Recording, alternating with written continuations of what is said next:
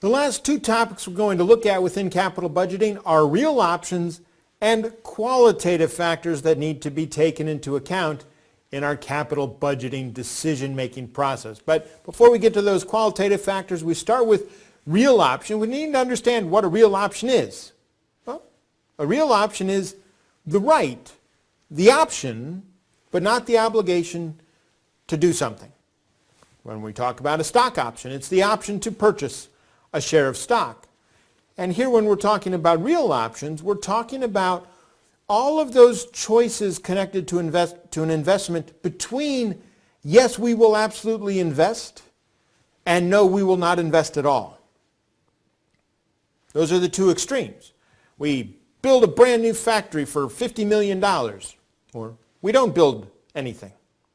Those are the yes, we invest everything, or no, we don't invest anything.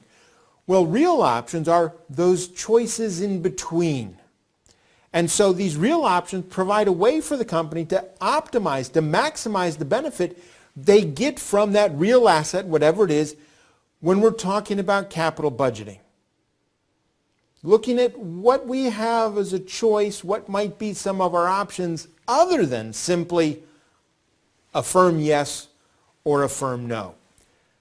So turning our attention to some of these examples of what these in the middle or in between the two extremes situations might be. One option might be, or one example of a real option would be the option to make a follow-on investment if the initial smaller investment is successful. So we're not going to jump in at 100%. We're going to make a smaller investment and see how it goes. It's possible that in the long run, this is a more expensive way to do it. If it turns out that the project is successful, it may have been cheaper just to make one large investment at the beginning instead of a smaller investment and then the larger investment. But by making the small investment first, we protect ourselves from making a huge investment that just doesn't pan out at all. We may have the option to abandon a project. We can sell it to somebody else. We can walk away from it at some point. And this allows us to calculate what is called a bailout payback period, where we're calculating the payback period but taking into account that in addition to all the normal cash flows from the project, there may also be a cash flow from selling it. So maybe we can make the investment and we have options to exit that investment at various points. We have the option to wait and learn more before we make a decision. We're not saying yes or no, we're just saying we're going to wait a little bit. It might be more expensive to make the investment in a few months. It might be somebody else gets to the market first before we do. But it's also possible that while we're waiting, we realize it's not an investment. There is no market there. Okay? So getting a little time to collect more information. We may have options to vary the inputs to the production process, vary the production methods, vary our output, vary our product mix, so that we're not going all in on one specific product made one specific way. We may have some growth options to invest into a new market. We may have some flexibility options. Instead of building one big building, one big factory, we're going to build smaller factories. Instead of putting all of our production into one geographic region, we're going to spread it out into other areas as well. And again, it may be that it's more expensive to do it that way. But it also eliminates a great amount of risk if the market's not there or something happens in one location, whatever the case may be. And so these real options are not complete yes in this direction and not a complete no, but what are some of those other variants that we have between yes and no that might help us make a better decision for the company in the long run and potentially avoid a very bad decision by either making a smaller investment first, waiting a little bit, whatever the case may be. These real options have value. Having this flexibility, having this option besides just a yes or a no, has value. And the value of the real option is the difference between the net present value of the project with the real option and the net present value of the project without the real option. And so when we take into account some of these options about making a smaller investment or waiting a little bit, we may be eliminating some of those potentially large negative outcomes from the project. Another way of looking at it is the project worth is equal to the net present value of the project plus then the value of any real options that we have available to us. So it's the project itself plus all of those options that we may have, whatever those variants are that are available to us. This valuation process is difficult. It's not easy. There's a lot of numbers, a lot of variables in this. But one of the tools that we have available to us that can help with this is Monte Carlo simulation. We talked about this when we were talking about risk and dealing with risk in capital budgeting. But this can help us determine our net present value with all of these real options by building all of the different possible situations. Okay, using all of the tools, all of the different options that are available. And so what we end up with is an averaged approximate net present value with the real options. Putting together all our computer simulations to help us consider all these different combinations of what might happen. Coming up with this average net present value, this average valuation, however it is that we want to look at it. So we're building all of the model, putting all of these variables, putting all of these different situations in the model, run different iterations of it based on what we're finding out. And obviously all of this depends on the accuracy of the information we're putting into it.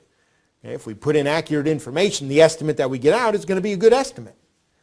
But if some of the information we're putting in is not as accurate as we would like it to be, then we're obviously not going to get as useful of a number out of this process.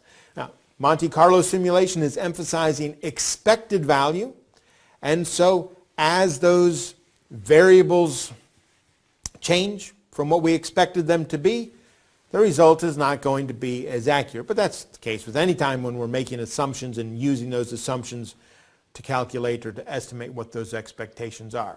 But those real options are everything between yes, we'll invest and no, we won't. And that adds value to us because we're able to hopefully eliminate some of those really negative outcomes that might come from any of these investments that we consider. And this then takes us to our last topic, the qualitative factors that we need to take into account when we've been doing capital budgeting. I've made reference to this in various places before this where we say we're talking about net present value and internal rate of return, and that's the financial. Those are the numbers, but we also have to take in the qualitative factors that are connected to this decision. And so these are all those things that might exist. Some do, some don't in certain situations, but those situations that might exist that are not the cost, it's not a dollar amount that needs to be invested, it's not a specific cash inflow that we're going to receive from customers or a savings by reducing our operating expenses. But these are things that are going to impact how this investment decision plays out and how it impacts the company. One of the ways I look at these qualitative factors is that this is what separates the excellent manager, the excellent executive, the excellent decision maker from just the good one. Internal rate of return, net present value, payback period, all those are formulas. Those are numbers. Anybody can collect the numbers and put them into the formula and calculate what the net present value is, calculate what the internal rate of return is. But it's these qualitative factors that are much harder to understand, to identify, to understand, and then to incorporate into the decision-making process that we have. For example, the first potential item that might exist is, what about the quality of our products and services offered? Let's say our decision is to outsource. We're going to build a factory. We're going to hire somebody. We're going to outsource production. We're changing how it is that we produce. Is the quality going to go up or down? It's possible that upgrading the equipment, building the new factory will increase the quality of our product. How does that impact things? How does it impact things if we're changing the production method? We're going to save some money, but the quality is going to go down a little bit. Now, I understand that quality and that impact of the change in quality should be part of those expected sales numbers that were coming out. But we need to put all this together. Some of the other things that need to be considered, and every situation is going to have its own qualitative factors that need to be taken into account. An investment might shorten the time in which products and services can be produced and delivered to customers. We're able to get it out there faster. Might address some sort of consumer safety concern. We're making the product safer. Might be a required investment because of regulations or environmental protection concerns. So may not be necessarily financially beneficial to us, but we need to make it anyway because it's required. Worker safety might be improved by whatever investment or decision we're looking at. Public relations, our image, our prestige, our brand name might be impacted positively by the project, or it could also be impacted negatively by the project. If we're going to move our factory from a place where we've been for 120 years and we're going to cause a large regional unemployment issue because we're moving our factory, that might not be really a good reflection on the company as a whole and might impact us in other ways. The community where we operate could be served by that investment, making an investment into that community. And it may just be that owners or management just want to make the investment. May not necessarily be financially the best decision possible, but for whatever reasons, whatever qualitative factors, environmental, moral, ethical, whatever it is, they want to make this investment. And so talking about these qualitative factors is a good place to wrap all of this up, because it's these qualitative factors that, as I've said, separate the excellent manager, the excellent executive from the one who's just very good. We can work with the numbers, we can make the calculations, we know the investment, we know the cash flows, we can estimate those, we can calculate all of our net present values and internal rate of returns and deal with inflation and take into account our real options and get all those numbers. But these are all tools. They're all individual tools that in that decision-making process we put together, use all of them, value some, weight some more than others. But ultimately we have to make a decision about what investments we're going to make for the company and what it is that's going to be most beneficial to the company. So we have all of that quantitative analysis, all of those numbers and financial figures we worked with. But we also have these qualitative factors, and they have to go in there as well. We have to be able to identify them. We have to be able to incorporate them. We have to help understand how what happens in one part of the company might impact a different part of the company. Decisions we make about how we produce one product might impact how consumers think about another product. And that's challenging. That's difficult because they're not numerical. It's not something where we can put a number to it easily, can't measure it. But taking into account all of these qualitative factors, using the real options, these are all parts of that decision-making process.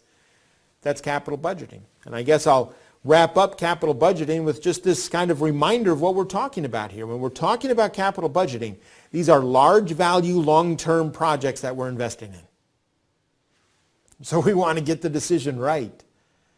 This isn't a decision that 3 months from now is going to be out and closed and we've moved on from it. These decisions might impact the company for 10 or 15 years. Large amounts of money, large amounts of capital being raised. And so we absolutely want to make certain that we're getting these decisions correct. And if we use these tools, we put them all together, we take into account these qualitative things as well, we will be making good decisions. And these good decisions that we're making are those decisions that are going to maximize the return for the company.